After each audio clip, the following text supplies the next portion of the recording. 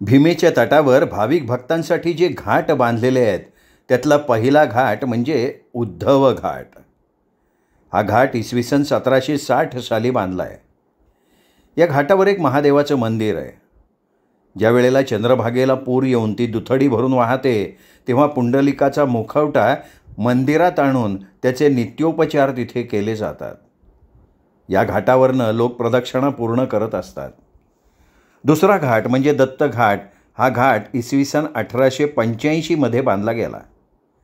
हरिअप्पा हरिदास यांनी हा घाट बांधला. या घाटावर प्रसिद्ध दत्त मंदिर आहे. इथे दर गुरुवारी भाविक भक्तांची गर्दी बघायला मिळते. तसंच या मंदिराजवळ चातुर्मोसे महाराजांचं मठ, माहेश्वरीची धर्मशाळा आणि आगरी धर्मशाळाही आपल्याला पाहायला मिळते. तिसरा घाट महाद्वार घाट म्हणून ओळखला जातो. इसवी सन 1785 साली चिंतो नागेश बडवे यांनी हा घाट बांधल्याचं सांगितलं जातं. हा घाट विठ्ठल मंदिराच्या एकदम समोरचा घाट असून हा महत्त्वाचा मानला जातो. या घाटावर अहिल्याबाई होळकरांचा वाडा तसंच द्वारकाधीशाचं प्रसिद्ध मंदिर आपल्याला पाहायला मिळतं. चौथा घाट चंद्रभागा घाट या नावानं ओळखला जातो. 1820 साली धाकटे बाजीराव पेशवे आणि श्री गोविंद महाराज यांनी हा घाट बांधला. या घाटावर चंद्रभागा देवीचं मंदिर आहे. पाचवा घाट हा कुंभार घाट आहे. 1870 साली रामचंद्र कृष्ण लिमये यांनी तो बांधला. पांडव प्रताप हरिप्रताप या ग्रंथाचे लेखन करणारे श्रीधर स्वामी नाजरेकरांची समाधी आपल्याला इथे पाहायला मिळते. सहावा घाट दिवे घाट आहे. त्यानंतर सातवा कृष्णाजी घाट आहे. हा घाट इसवी सन 1825 बांधला आहे. त्यानंतर आठवा घाट विप्रदत्त घाट या नावानं ओळखला जातो. चिंतामणराव आप्पासाहेब सांगलीकर यांनी 1820 साली हा घाट बांधला. या घाटावर एकमुखी दत्ताचं अधिष्ठान असलेलं विप्रदत्ताचं सुंदर मंदिर आपल्याला पाहायला मिळतं. नववा घाट म्हणजे इस्कॉन प्रभुपाद घाट. चंद्रभागेच्या पूर्व तटावर हा एकमेव घाट आहे. आंतरराष्ट्रीय कृष्ण भावनेचे संस्थापक सुनील प्रभुपाद यांनी हा घाट बांधला. हा घाट भव्य असून लोकांचं प्रेक्षणीय स्थळ बनलेलं आहे. या घाटावर रोज सायंकाळी सगळे भाविक तुपाचे दिवे चंद्रभागेच्या तटावर सोडत महाआरती करतात. तेव्हा चंद्रभागेचा आसमंत त्या लक्षदीपांनी नित्य उजळून जातो. या घाटावर नित्य भजन कीर्तन नामस्मरणाचा जयघोष कानावर पडतो. या घाटाचं पावित्र्य तिथले सेवकजन पाळत असतात. त्यामुळे निसर्गाच्या सानिध्यात मंगलमय वातावरणातला हा घाट लोकांचं लक्ष वेधून घेतो. शेवटचा घाट आहे दगडी घाट. हा घाट जमिनीमध्ये गाडला गेला आहे. अशा प्रकारे हे सुंदर घाट बांधल्यामुळे आपण चंद्रभागेच्या पात्रात सहज उतरून स्नान करू शकतो. अशा या वैष्णवांच्या माहेरी पंढरीत येण्याचा अट्टाहास प्रत्येकाचा असतो. ही विठुमाऊली म्हणजे गोरगरिबांचा वाली. त्याला 2 हात, तिसरं मस्तक आणि तुमचा भोळा भाव खूप आवडतो. तो भावाचा भुकेला आहे. त्यांच्या या पुण्यपावन नगरीत सारेजण येऊन सुखावतात. या विठुरायाचं दर्शन घेऊन भाविक लोक घोडा जुंपलेल्या लाकडी टांग्या टप टप करत वाऱ्याच्या वेगावर स्वार होऊन शोले पिक्चरमधल्या चल बसंती म्हटल्यागत गोपाळपूर, कैकाडी महाराज मठ, गजानन महाराजांच्या मठाकडे दर्शनासाठी निघतात. कैकाडे महाराजांचा मठ हा दाळे गल्लीत आहे. कैकाडी महाराज म्हणजे राजाराम भागूजी जाधव. यांचा जन्म अहमदनगरच्या श्रीगोंद्यात झाला. 1905 साली त्यांचा जन्म झाला. त्यांनी सगळ्या काही कठीण तपश्चर्या केल्या कितीतरी वर्ष. 5 वर्ष ते अज्ञातासातही राहिले. त्यांचं राहणीमान साधं होतं पण विचारसरणी उच्च होती. ते कधीच स्वतःच्या पाया पडून घेत नव्हते आणि अन्न हे पूर्ण ब्रह्म आहे, त्या पोटासाठी कष्ट करायचे, मग अन्न का वाया घालवायचं असं ते लोकांना म्हणत असत. संत कैकाडी महाराज संगीताच्या तालावर भजन कीर्तन करत. ते रूढी परंपरा कर्मकांडाला विरोध करून सामाजिक संदेश देत. ते समाजाला सांगत खंडीनं लेकराबाळांची पैदास करण्यापेक्षा 2च अनमोल मोती छत्रपती शिवरायांसारखे, बाबासाहेब आंबेडकरांसारखे, महात्मा गांधीजींसारखे, स्वातंत्र्यवीर सावरकरांसारखे, सुभाषचंद्र बोस यांच्यासारखे असावेत.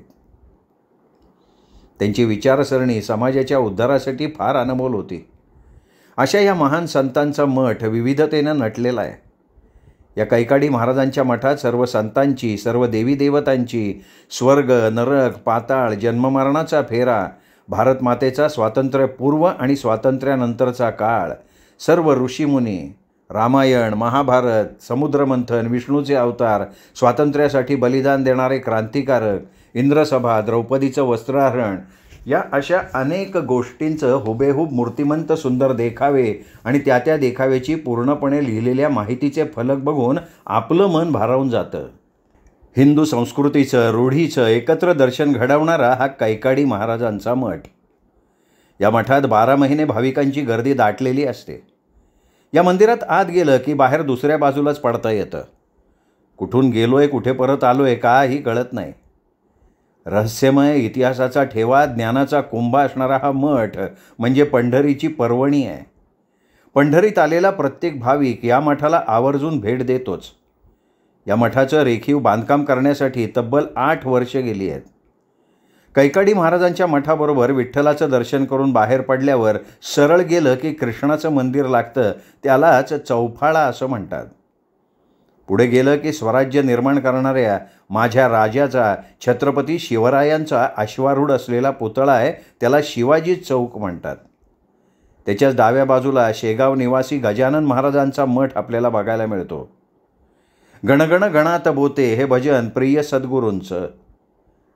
मंद स्वरात अवघा आसमंत भक्तिमय करणारा हा मठही फार सुंदर आहे. या मंदिराचं सुंदर आकर्षक भव्य प्रवेशद्वार, रंगीबेरंगी आणि मनाला भुरळ पाडणारा बागबगीचा, येणाऱ्या भाविकांना योग्य दरात राहण्यासाठी स्वच्छ आणि हवेशीर असणारं भव्य भक्तनिवास, कमी दरात पोटभर असणारं अन्नछत्र, रेखीव नयनरम्य अशा संगमरवरी दगडानं बांधलेलं गजानन महाराजांचं मंदिर सगळ्यांचं लक्ष वेधून घेतं. कमालीची स्वच्छता, कमालीची शांतता, कमालीच्या भक्तिरसात न्हालेला हा मठ सगळ्यांचा केंद्रबिंदू ठरतो. या आषाढी वारीला शेगावहून मानाचे घोडे, हत्तींना घेऊन वैष्णव पायी पायी पंढरीला येतात. स्टेशन रोड इथे संत तनपुरे महाराज मठातही अनेक भाविक भक्त उतरतात. या मठात 12 ज्योतिर्लिंगांचं दर्शन घडतं. हा मठसुद्धा अनेक विविधतेनं नटलेला, सुसज्ज, भव्य असा आहे. विठ्ठल मंदिरापासून अर्ध्या किलोमीटर अंतरावर पंढरीत येणाऱ्या भक्तांसाठी भक्तिमार्गाला भव्य दिव्य एखाद्या आलिशान राजमहालासारखं भक्तनिवास बांधण्यात आलं आहे. उच्च वर्गातले भाविक भक्त सध्या या भक्तनिवासाकडे ओढ घेताना दिसतात. कमीत कमी खर्चात जास्तीत जास्त आलिशान सोयी मंदिर समितीतर्फे पुरवले जातात. IGBC या संस्थेनं या भक्तनिवासाला मानांकन दिलेलं असून जिल्ह्यातली ही पहिली ग्रीन बिल्डिंग ठरली आहे. या भक्तनिवासाच्या आवारात धार्मिक, आरोग्यदायी देशी वृक्षांची लागवड करण्यात आली आहे. यामध्ये तुळस, झेंडू, लाल फूल, 27 नक्षत्रांच्या झाडांची त्या नक्षत्रात लागवड केली आहे. यामध्ये 8 लोक एकत्र राहतील असे 78 तर 5 लोक एकत्र राहतील असे 63, 2 बेड असलेले 81 हॉल भव्य स्वरूपात इथे बांधण्यात आलेले आहेत. या भक्तनिवासात VIP लोकांसाठी ही विशेष दालनं उभी करण्यात आली आहेत. संध्याकाळच्या वेळेला त्या रमणीय वातावरणात हिरव्यागार लॉनवर उभारून चोही बाजूला दृष्टी टाकली तर राजकालीन दरबारात उभा असल्याचा भास होतो. त्यानंतर थोडंसं पुढे गेल्यावर पंढरीतलं आकर्षणाचं केंद्रबिंदू ठरलेलं तुळशी वृंदावन, ते बघायचा मोह कुणालाही आवरत नाही. यमाई तलावावर भव्य प्रमाणात हे तुळशी वृंदावन बांधण्यात आलं आहे. 12ही महिने वाहणारा हा यमाई तलाव, यावर जलक्रीडा करणारे नानाविध रंगीबेरंगी पक्षी, त्यात साईडला पंढरीवासियांना व्यायामासाठी आजूबाजूला हिरव्या झाडीच्या सानिध्यात फिरायला असलेला ट्रॅक आहे. मध्ये हे विविध जातीय तुळशीचं तुळशी वृंदावन. यामध्ये प्रवेश करताच बाजूच्या भिंतीवर अनेक संतांचं शिल्पकाम केलं आहे. गोरा कुंभार, संत जनाई, ज्ञानेश्वर माऊली, सावतामाळी, भक्त पुंडलिक अशा सगळ्या संतांचा महिमा त्या भिंतीवर कोरलेल्या शिल्पकलेतनं बघायला मिळतो. आरोग्यासाठी फायदेशीर असलेल्या देशी तुळस, रान तुळस, राम तुळस, कृष्ण तुळस, लेमन तुळस, वैजयंती तुळस, सब्जा तुळस, बेझिल तुळस, चिनी गुलाब, बटन गुलाब, जाई जुई, मोगरा अशा नानाविध फुलांनी आणि तुळशीनं नटलेलं वृंदावन श्रीयंत्राच्या आकाराचं बनवलं गेलं आहे. आरोग्यवर्धक, भरभरून ऑक्सिजनची लयलूट करणारं आणि सर्व संतांचा माहीपट डोळ्याला सुखावणारा आणि शांतताप्रिय स्वच्छता असणारं हे तुळशी वृंदावन. त्यामध्ये सायंकाळच्या वेळी रंगीबेरंगी नाचणारं पाण्याचं कारंजं, मधुर आवाजात कानाला तृप्त करणारी त्या विठुमाऊलीची गाणी ऐकून मनाला या तुळशी वृंदावनात पुन्हा पुन्हा जावंसं वाटतं. या सगळ्या सौंदर्यात भर घालणारं या वृंदावनाच्या मधोमध असलेली त्या भगवंताची श्रीहरीची सावळी मनाला मोह घालणारी भव्य रेखीव विठ्ठलाची मूर्ती उभी करण्यात आली आहे. त्यामुळे त्या परिसराचं सौंदर्य अजूनच खुलून दिसतं आहे. अशी ही भूवैकुंठ असलेली पंढरी नगरी सर्व संतांच्या पदस्पर्शानं पावन झालेली आहे. मानाचे वारकरी प्रत्येक महिन्यात येणाऱ्या एकादशीला आपली वारी पोहोच करायला पंढरीत येतात. ज्यांना जमत नाही ते भाविक वर्षात येणाऱ्या 4 मोठ्या एकादशा म्हणजे चैत्री, माघी, आषाढी आणि कार्तिकी यापैकी एक वारी पोचवायला येतोच येतो. घाईगडबडीत दर्शन झालं नाही तर तो वैष्णव पंढरीत येऊन कळसाचं दर्शन करून या पंढरीची धूळ माथ्यावर लावतो, नगरप्रदक्षिणा घालतो. याचाही क्रम ऐक. जर चौफाळापासून प्रदक्षिणा धरली तर तसंच पुढे गांधी रोडवरनं ज्ञानेश्वर माऊलींच्या मंडपाचं दर्शन करून पुढे घोंगडे गल्लीत तांबडा मारुती, तसंच उद्धव घाटावरनं महादेवाचं मंदिर करत दत्त घाटावरच्या दत्ताचं दर्शन करून खाली उतरून चंद्रभागेत हातपाय धुवून किंवा कोणी ओल्या कपड्यानं प्रदक्षिणा करतात. स्त्रिया इथे हातपाय धुवून वाळूची महादेवाची पिंड गण करून त्यांना हळदी, कुंकू, पुष्प अर्पण करतात, पाया पडतात आणि परत पुढे नामस्मरणात महाद्वार घाटावरून वरती येऊन त्या विठुरायाच्या मंदिराकडे बघून स्वतःभोवती प्रदक्षिणा केली जाते. तसंच पुढे जाऊन विप्रदल घाटावर त्या एकमुखी दत्ताचं दर्शन घेऊन पुढे कालिका देवीच्या मंदिराकडे निघायचं. तिथलं दर्शन झालं की संतश्रेष्ठ तुकोबारायाच्या मंदिरात जाऊन दर्शन घ्यायचं. आता पुढे निघून बंकट स्वामीचा मठ लागतो. तसंच पुढे गेल्यावर मंगळवेड्याच्या दामाजी पंतांचा मठ लागतो. त्याच्या पुढे बेलीच्या महादेवाचं सुंदर पुरातन मंदिराचं दर्शन घ्यायचं, त्या काळ्या मारुतीला वंदन करायचं आणि पुढे चौफाळ्यात कृष्णाच्या मंदिराला वळसा घालून त्या विठुमाऊलीच्या कळसाचं दर्शन करून वारकरी आपली नगरप्रदक्षिणा न बसता पूर्ण करतो. या नगरप्रदक्षिणेच्या मार्गावर वेणे गल्लीच्या उजव्या बाजूला बाल ब्रह्मचारी असणाऱ्या अंमळनेरकर महाराजांचा मठ आहे. आत्ता गादीवर बसलेले प्रसाद महाराज अंमळनेरकर हे अंमळनेरहून पायी आषाढ वारीला येतात आणि 4 महिने चातुर्मासात ते आपल्या मठात विठ्ठल रुक्मिणीच्या मंदिरात भजन कीर्तन करतात. अनेक लोकांच्या प्रश्नांचं निवारणही ते करतात. उंचे पुरे, गोरे गोमटे, अगदी तेजपुंज असणारे हे अंमळनेरकर महाराज चातुर्मासात भल्या पहाटे प्रदक्षिणा घालतात. मार्गात येणाऱ्या भाविकांना ते हातात येईल एवढं दान देतात. त्यांचा सेवक पुढे कंदील हातात घेऊन त्यांचा ताफा निघतो. अगदी त्या भगवंताच्या दर्शनालाही ते नित्य जातात. तर त्या सेवेकऱ्याच्या हातात तो कंदील आपल्याला पाहायला मिळतो. अशा या संताची धूळ आपल्या घराला लागावी म्हणून प्रत्येकजण तळमळत असतो. अंमळनेरकर महाराज आपल्या मठात चक्री भजन खूप सुंदर करताना दिसतात. आश्विन शुद्ध पंचमी शके 1718 पासून औसेकर महाराजांच्या घराण्यापासून देगलूरकर महाराजांच्याकडे चक्री भजनाची भव्य दिव्य परंपरा आली आणि ती आजही जोपासली जाते. भजनाचे अनेक प्रकार आहेत. टाळ घेऊन कीर्तन, बैठकी भजन, पखवाज मृदुंगाचं भजन असो. पण चक्री भजन म्हणजे पायात घुंगराची माळा बांधून फिरून नाचत नाचत न दमता भजन करणं. हे चक्री भजन माघ शुद्ध त्रयोदशीला विठ्ठल मंदिरातल्या सभामंडपात हजारो भक्तांच्या उपस्थितीत जवळजवळ 2 तास चालतं. या चक्री भजनाची परंपरा गेली 202 वर्ष जपत असताना कोरोनाच्या काळात सुद्धा 10 ते 15 लोकांच्या उपस्थितीत हे चक्री भजन पार पडलं. वारीमध्ये चंद्रभागेच्या तीरी वाळवंटात बाबा महाराज सातारकरांचं कीर्तन ऐकलं की कान तृप्त होऊन जातात. वाचेवर सरस्वती नांदणाऱ्या आणि भाषेवर प्रभुत्व असणाऱ्या पहाडी आवाजात ठसकेबाजपणे कीर्तन ऐकताना साऱ्या वैष्णवांना जिवंतपणी मोक्षाचा अनुभव देणारे सगळ्यांचे लाडके बाबा महाराज सातारकर. सातारकरांचं कीर्तन म्हटलं की अवघं वाळवंट भक्तिमय झालेलं असतं. काय तो टाळ्या चिपळ्यांचा गजर, विठुनामाचा घोष, अबीर गुलालाच्या उधळणीत चंद्रभागा तीर दुमदुमलेला असतो. आणि मग भाऊसाहेब प्रथमेशला म्हणतात खेळ मांडियेला वाळवंटी घाई, नाचती वैष्णव घाई रे. क्रोध अभिमान गेला पालटोनी, एक एका लागतील पायी रे. प्रथमा, हा थोडक्यात पंढरीचा महिमा मी माझ्या तोडक्या शब्दात तुला सांगितला. ज्ञानाचा ईश असणारे ज्ञानेश्वर माऊली म्हणतात, मज पामरासी काय थोरपण, पायीची वाहन पायी बरी. ज्ञानेश्वर माऊली स्वतःला असं म्हणून घेत होते प्रथमा, अरे तिथे मी एक पामर आहे. या भगवंताचं, त्या पंढरीचं वर्णन करण्याची पात्रताही नाही माझ्यात. यावेळी सगळे गावकरीच काय, पण विलायत येऊन शिकून आलेला प्रथमेशही कधी त्या भक्तिरसात तल्लीन झाला त्याचं त्यालाच कळलं नाही. भाऊसाहेब म्हणाले, प्रथमा तुला माहीत नाही, अरे मी सगळ्या गावानं ओवाळून टाकलेला होतो. वाईट संगतीला लागून मी बाई बाटलीच्या नादानं घरदार शेत सगळं विकून टाकलं. अन्नाला महाग झालो होतो. मला गावातलं कुत्रंही विचारणा झालं होतं. आप्तेष्टांनी, मित्रांनी, सगळ्या सोयऱ्यांनी माझी साथ सोडून दिली होती. आता जगावं का मरावं असा प्रश्न मला पडला होता.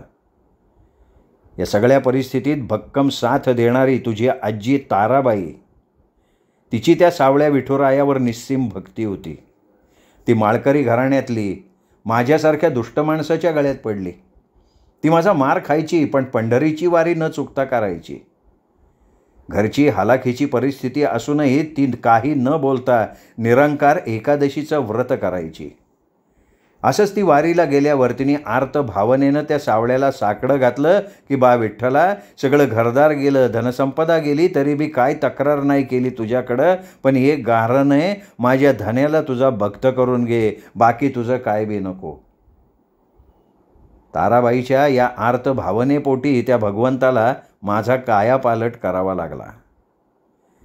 प्रथमा तुला सांगतो, एक दिवशी मी रोजच्याप्रमाणे अड्ड्यावर गेलो तर एक कुत्रा माझ्या अंगावर एवढा जोरात भुंकत होता की मला त्या दुकानातनं पळ काढायला लागला. मी पुढे पळत होतो, ते कुत्रं माझ्या पाठीमागे पळत येत होतं. मी त्याला दगड मारले तरी त्यांनी मध्य रस्त्यात मला पळवत आणलं. तो दिवस एकादशीचा होता. मला त्या दिवशी दारू प्यायला पैसे न मिळाल्यानं माझं डोकं एक तर जागेवर नव्हतं. त्यात ते कुत्रं पाठीमागे लागल्यानं मला प्रचंड चीड आली होती.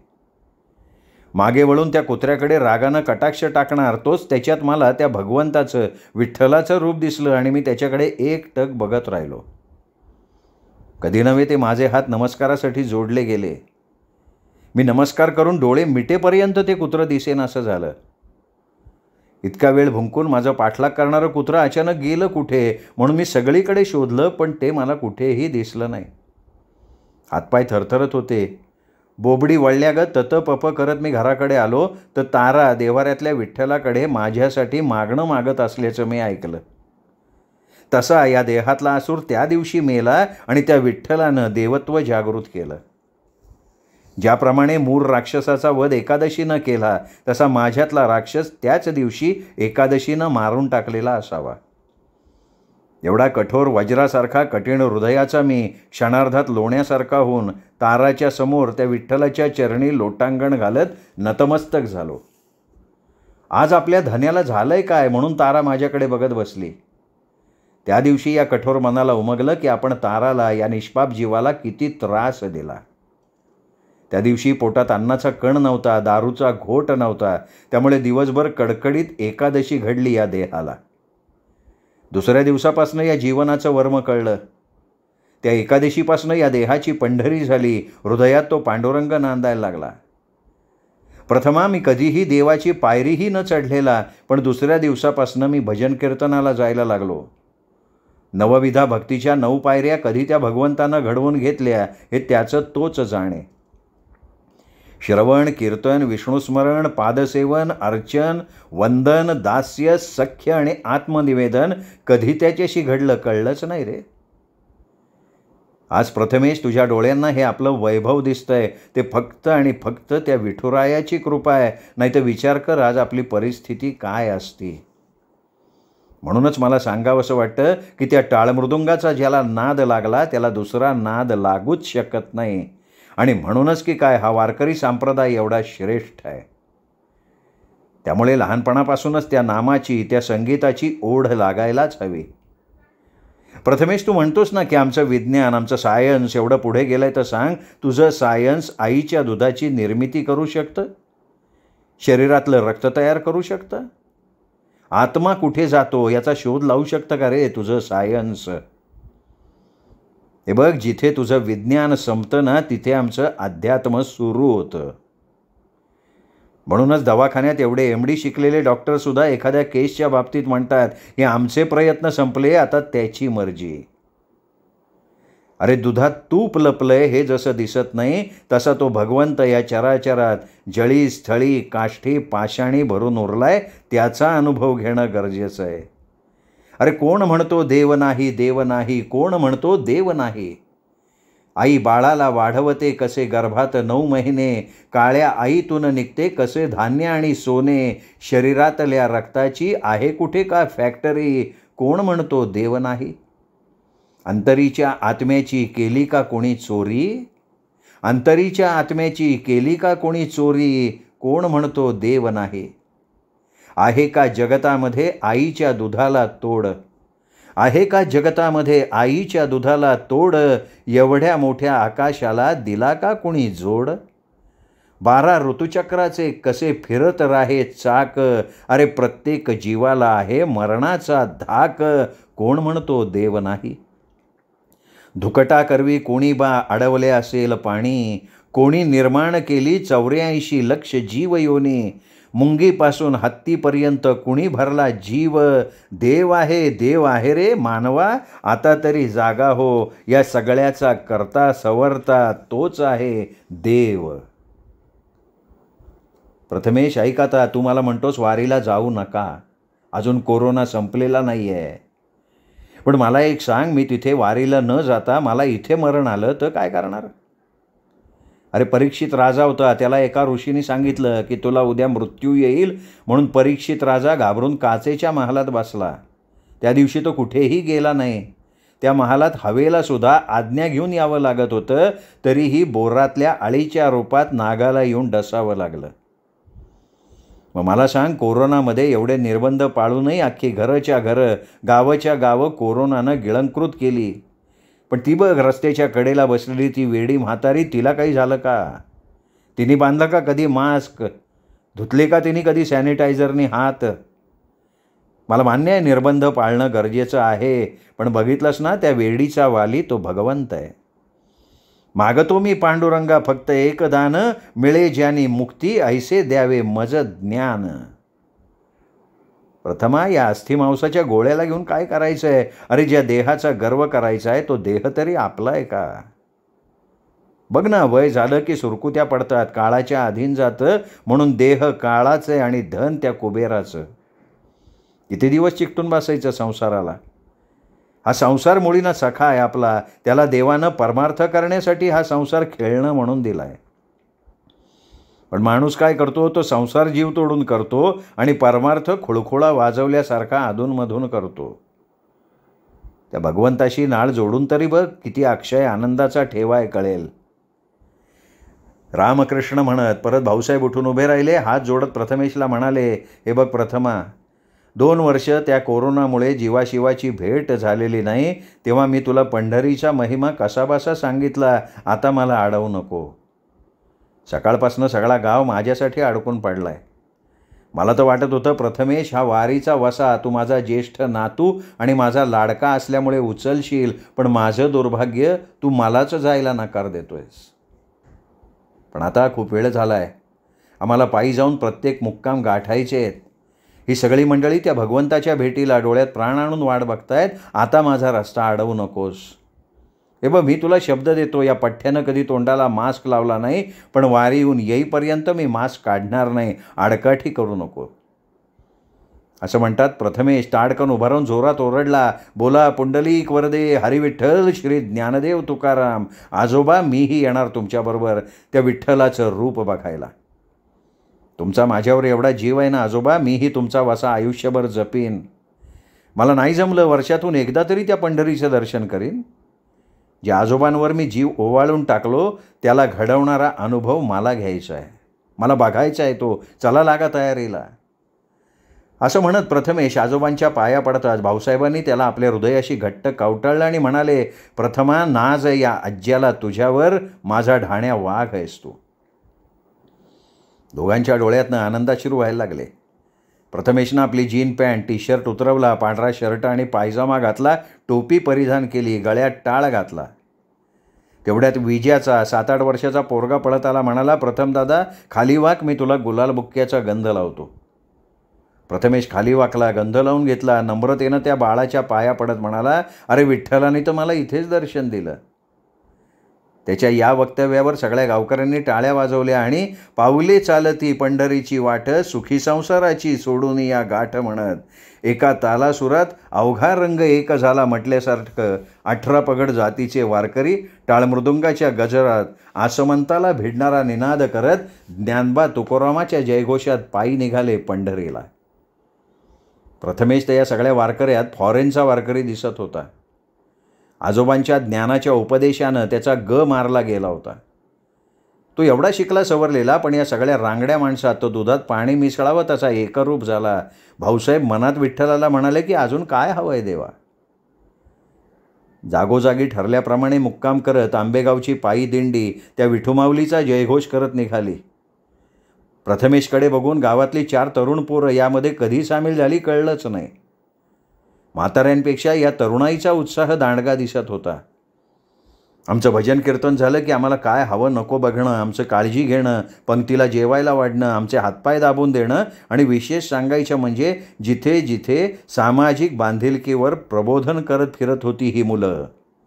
कचरा एका जागी गोळा करा, पर्यावरणाची काळजी घ्या, मुली वाचवा, शिक्षणाची दारं खुली करा, पाणी अडवा, पाणी जिरवा, असे नानाविध कार्यक्रम मुलांनी राबवले. या तरुणाईचा वाढता जोश आणि त्या विठ्ठलावर दृढ होत चाललेली भक्ती बघून मनोमन आमच्यासारखा म्हातारा वर्ग धन्य झाला होता. हे सगळं भक्तीचं ऐश्वर बघून आपसूक तोंडातून ओव्या निघतात, रेबा विठ्ठला, वैष्णवांचा मेळा आला तुझ्या दारी, पायी आला चालत सखा वार करी. नको झालं जीणं, नको हा संसार, सोडोनी संसार आलो पंढरीला, रेबा विठ्ठला आलो तुझ्या भेटीला. टाळ चिपाळ्याच्या घोषात रे दंगली, दिंड्या पताकांनी पंढरी रंगली, नको रड गाणं सोसना हा भार, दमुने भागुने रुजलो तुझ्या सेवेत. मुखी नाम घेता हरपले भान, रूपे तुझे पाहतास गेला सारा शीण, नको जन गोत नको येर झार, विसरलो तहान भुकेला तुझ्या प्रेमात, रेबा विठ्ठला.